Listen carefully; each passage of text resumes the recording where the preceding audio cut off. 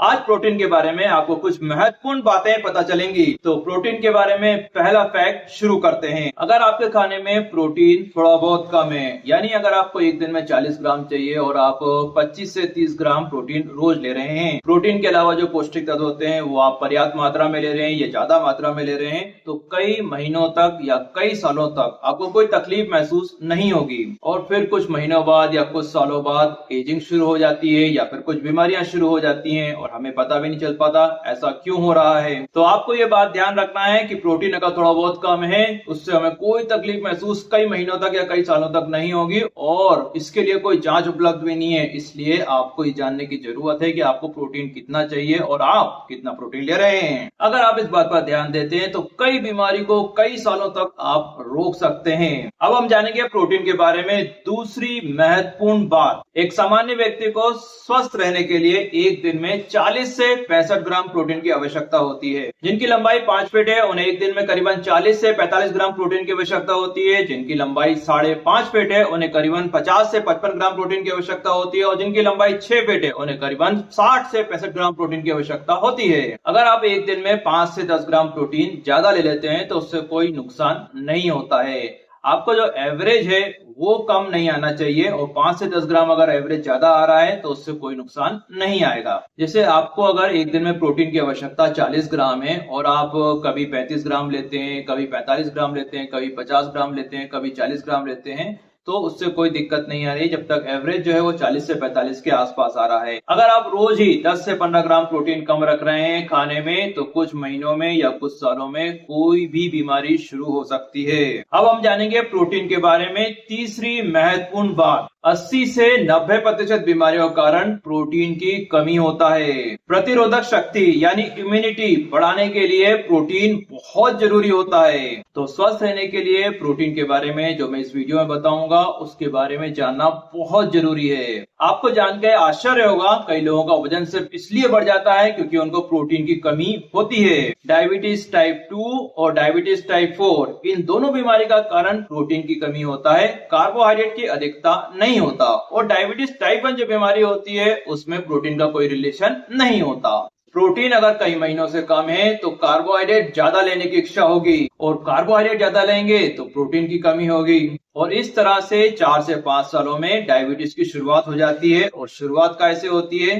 Protein की कमी से। अब हम जानेंगे प्रोटीन के बारे में चौथी महत्वपूर्ण बात जो कि सबसे महत्वपूर्ण है और इसमें थोड़ा सा मैथ्स भी है। स्वस्थ रहने के लिए प्रोटीन से कैलोरी का प्रतिशत सही होना चाहिए। प्रोटीन से कैलोरी का प्रतिशत सामान्य खाने में 10 से 15% होना चाहिए। हमें कैलोरी 3 पौष्टिक तत्व से मिलती है यानी न्यूट्रिएंट से मिलती है। ये होते हैं प्रोटीन, कार्बोहाइड्रेट और फैट। कार्बोहाइड्रेट से 55 से लेकर 65% कैलोरी होनी चाहिए, फैट से 20 से 25% कैलोरी और प्रोटीन से 10 से 15% कैलोरी होना चाहिए। हो सकता है ये सुनने में थोड़ा सा कठिन लग रहा है लेकिन मैं इसको बहुत बहुत आसान कर दूंगा। अगर आपको एक दिन में 40 ग्राम प्रोटीन की आवश्यकता है और आप 40 से 50 ग्राम प्रोटीन ले रहे हैं लेकिन प्रोटीन से जो कैलोरी का प्रतिशत है वो 5 से 7% है तो आपको प्रोटीन जो है वो 40 से 45 ग्राम नहीं मिलेगा, वो 30 से 35 ग्राम मिलेगा। इसलिए प्रोटीन की मात्रा पर्याप्त होने के साथ साथ प्रोटीन से जो कैलोरी का प्रतिशत है वो भी सही होना चाहिए यानी 10 से 15% कैलोरी प्रोटीन से आना चाहिए। और इसको फॉलो करना बहुत आसान होता है। आपको आपके खाने को 3 ग्रुप में डिवाइड करना है। एक ग्रुप में आपको कम प्रोटीन वालों को रखना है, एक में मध्यम वालों को रखना है और एक में ज्यादा वालों को रखना है। जब आपने कम प्रोटीन वाली चीज ली है तो आपको ज्यादा प्रोटीन वाली चीज लेना है। बस इतना आसान होता है। एक समोसे में प्रोटीन से कैलोरी का प्रतिशत 1% रहता है यानी 1% रहता है और दही में प्रोटीन से कैलोरी का प्रतिशत 30 से 40% रहता है। तो आपने कभी समोसा खाया है तो उसके साथ 1 कटोरी दही खाना चाहिए, तो ये एक दूसरे को संतुलित कर देंगे। और ऐसे ही सब तरह के खाने को आप ग्रुप में डिवाइड कर लें और उनको संतुलित करना सीख जाएं और जोड़ी बनाना सीख जाएं। बहुत ही आसान होता है, कोई कैलकुलेशन की जरूरत नहीं पड़ेगी। एक बार आपने लिस्ट सही बना ली तो अगर आप शाकाहारी हैं और आपने 4 रोटी के साथ 1 कटोरी सब्जी खाई है और सब्जी में थोड़ा तेल है तो प्रोटीन से जो कैलोरी का प्रतिशत आएगा वो 7 से 8% आएगा।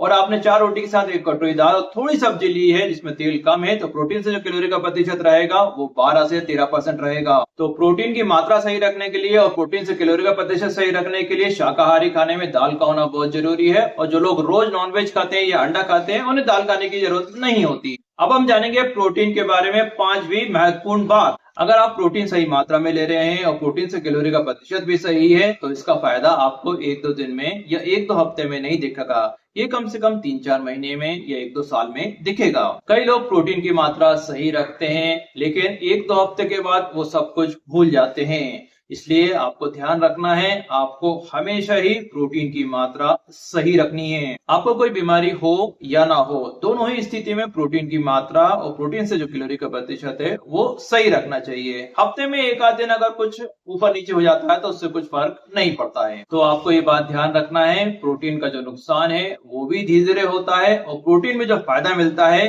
वो भी धीरे धीरे मिलता है। अब हम जानेंगे प्रोटीन के बारे में 6ठी महत्वपूर्ण बात। अगर आप अच्छा प्रोटीन लेना चाहते हैं तो आपको प्रोटीन पाउडर लेने की कोई भी जरूरत नहीं है। आपके घर में जो खाना बनता है वो पर्याप्त होता है अच्छे प्रोटीन के लिए। चाहे आप शाकाहारी हो या नॉन वेजिटेरियन हो, दोनों ही तरह के खाने में बहुत अच्छी क्वालिटी का प्रोटीन होता है। आपको प्रोटीन पाउडर लेने की कोई भी जरूरत नहीं है। अगर आप शाकाहारी हैं तो आपको अच्छे प्रोटीन के लिए नॉन वेज खाने की जरूरत नहीं है। शाकाहारी खाने में भी पर्याप्त प्रोटीन होता है और अच्छी क्वालिटी का प्रोटीन भी होता है। और अगर आप नॉन वेज खाते हैं तो स्वस्थ रहने के लिए आपको नॉन वेज छोड़ने की जरा सी भी जरूरत नहीं है। लंबे समय के लिए प्रोटीन पाउडर लेना नुकसानदायक हो सकता है।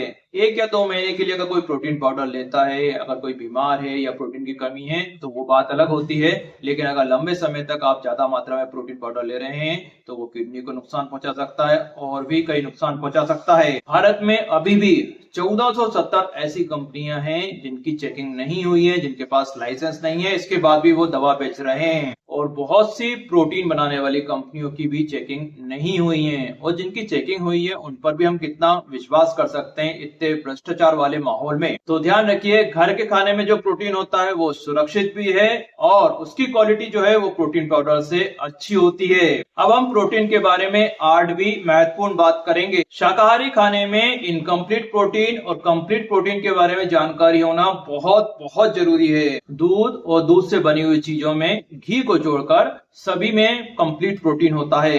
गेहूं की रोटी में जो प्रोटीन होता है वो पर्याप्त नहीं होता है, इनकम्प्लीट होता है। और दाल में जो प्रोटीन होता है वो भी पर्याप्त नहीं होता, वो भी इनकम्प्लीट कहलाता है। लेकिन अगर हम दाल और रोटी दोनों लेते हैं तो दोनों कंप्लीट प्रोटीन बन जाते हैं। तो शाकाहारी खाने में आपको 2 ग्रुप बनाने हैं, 2 समूह बनाने हैं। आपको पहले ग्रुप में मक्का, गेहूं, चावल, बाजरा इसको रखना है और दूसरे ग्रुप में सभी तरह की दालों को रखना है। तो रोटी के साथ दाल होना जरूरी है या चावल के साथ दाल होना जरूरी है। और अगर आप मल्टीग्रेन खाते हैं जिसमें मक्का, बाजरा और गेहूं हैं तो वो कंप्लीट प्रोटीन नहीं कहलाता। अब आप जानेंगे प्रोटीन के बारे में 9वीं महत्वपूर्ण बात। आपके खाने में प्रोटीन में वैरायटी होना चाहिए। एक ही जैसा प्रोटीन ज्यादा मात्रा में नहीं लेना चाहिए। एक ही तरह के खाने से प्रोटीन की मात्रा ज्यादा नहीं रखना चाहिए। अगर आप दाल ज्यादा मात्रा में खाएंगे तो वो भी नुकसान करती है, और अगर आप वे प्रोटीन ज्यादा मात्रा में लेंगे तो वो भी नुकसान करता है। आपको ये बात ध्यान रखना है कि स्वस्थ रहने के लिए आपको तरह तरह के प्रोटीन की आवश्यकता होती है। एक ही तरह का प्रोटीन अगर ज्यादा मात्रा में लेते हैं तो वो नुकसान करता है। अब हम बात करेंगे प्रोटीन के बारे में 10वीं महत्वपूर्ण बात के बारे में। ये बात आप ध्यान से सुनिएगा।